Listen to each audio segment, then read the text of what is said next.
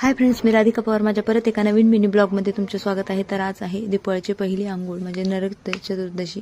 त्यामुळं मग लगेचच उरनं वगैरे रेडी केला आणि त्यानंतर प्रांशूला छान अशा प्रकारे लावून घेतला आणि त्यानंतर लगेचच त्याला आंघोळ वगैरे घातली. आंघोळ करून झाल्याच्या नंतर लगेच त्याचं औक्षण करायला घेतलं.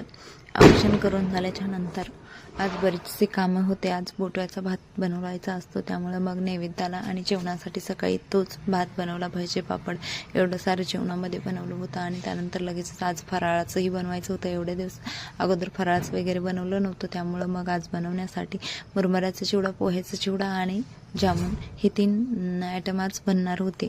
त्यामुळं मग सकाळची आवरावरी करून घेतली आणि लगेचच म्हटलं चला आता ही करायला सुरुवात करावं. त्यामुळं मग सुरुवातीला मुरमुऱ्याचा पोह्याचा चिवडा बनवून घेतला आणि त्यानंतर लगेचच जामून बनवायला सुरुवात केली. जामून बनवून घेतले आणि स्वयंपाकही करून घेतला.